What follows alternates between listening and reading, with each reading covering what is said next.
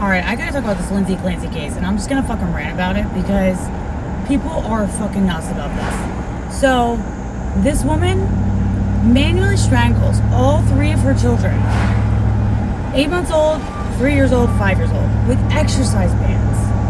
And we're blaming the husband because men. Like, what? Everyone's like, her body temperature was 82 degrees. There's no way it would be that if she killed her kids. Okay, she also made a phone call at like 5:15 to order the dinner. So even if she didn't kill the kids and he killed her, it still wouldn't have been long enough for her body temperature to get down to 82 degrees. It would have been, what, an extra 15 minutes outside? So, like, that's stupid. And then, like, everyone's like, his shoes are different. This is different. Literally, the hostess at 3V saw him. The people at CVS saw him. He's on camera.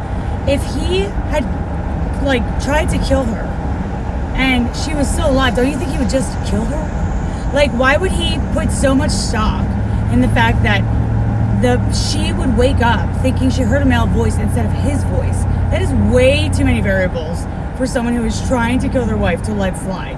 He would have followed her back outside and been like, bitch, you're done. Like, there's no way. I watched a profiler do a video on her, and it made so much more sense. Now, granted, she's not like a mental health person, but she is a criminal profiler.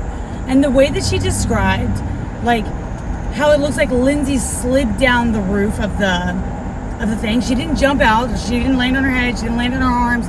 She landed on her feet on frozen ground, which is how it wound up hitting her spinal cord. And it's like, that makes so much more sense that she was trying to lower herself down. She was trying to eliminate these kids because she was tired. She didn't want to do it anymore. And I also watched a whole video on postpartum psychosis, a soft blood underbelly episode. And this woman goes nuts. Her and her husband are talking about how she went into it and all this stuff and all the things she was talking about. And he's like, what is wrong with you? Like, you would know. There's no way she went into a psychosis for 30 minutes one time. I don't fucking believe it. I really don't believe it. And then everyone's like, oh, the medical professionals failed her. Okay, she saw multiple ones. They didn't communicate, sure. But also, like, when my kid goes to a new doctor, I have to bring them the paperwork. I have to bring them the transcripts. They don't request them. So, like, that was on her ownness to bring her transcripts, to bring whatever came from the other medical doctor, to get notes from the doctors to each other. I think that was on her. That's my point of view. But, I mean, you can see it the other way. But I know, like, you can't trust that they're going to talk to each other. And then she's on all these different medications because she keeps fucking messaging them saying, I can't sleep. I can't do this. I can't take this anymore. I want something else. So they go first line, second line, third line. Okay, if they would have said, like, no, stay on it for 4 weeks, and then she killed her kids, you say you would have said they should have changed her medication. But because they listened to her, which the biggest problem with all this is that 90% of mental health shit is self-reporting, which the person that's reporting is not right in the head. So what are they reporting? It's like the most unreliable narrator you could ever fucking think of. And everybody's like, they failed her. Okay, so the doctor is listening to the patient, is trying to change her medication, even though they tell her she shouldn't.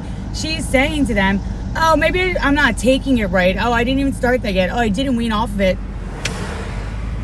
So whose fault is this? Is it the nurse that should know about this? The postpartum nurse that should have an idea of what postpartum psychosis is? Should have an idea of what all this stuff is? Yeah, she reported feeling sad. She reported feeling whatever. She did not report to them that she was going to hurt her kids. She did not report to them that she had a plan. She did not. Every time they said, are you going to hurt yourself? No. Are you going to do this? No. I just feel sad. I just feel like dreadful. I just feel whatever. She just reported feeling very down. So, like, what are they supposed to do for her? Are they supposed to, like, force feed her meds? She went into the one hospital. They said that she wasn't fit for their treatment. I don't know about that. Whatever. She went to the other one that she's checked herself in and then requested to be released, and she was on the lowest tier of their, like, harm scale. And they were like, okay, like, you checked yourself in, you can check yourself out. If they would have held her, you would have said they held her captive. Like, literally, the antithesis of whatever happened, if it also would have happened, would have been wrong too. So, like, I just don't get it. This bitch stared at her 3 kids in their fucking precious little eyes. Oh my God, I'm gonna cry. And strangled them. Like, no. No. I don't even care.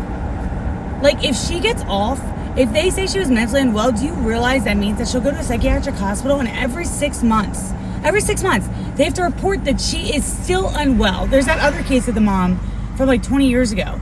She looks fucking nuts. You can tell when you look at her, something ain't right.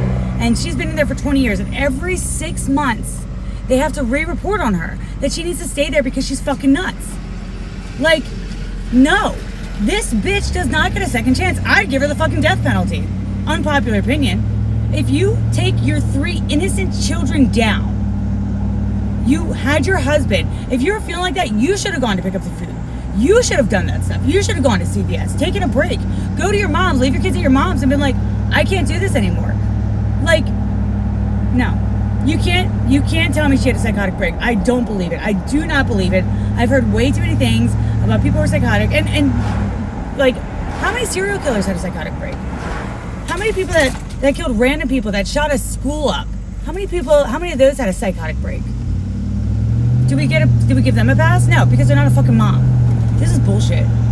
No, just because people don't want to, like, they want to cry that women's mental health isn't taken seriously and postpartum isn't taken seriously and everything's about men.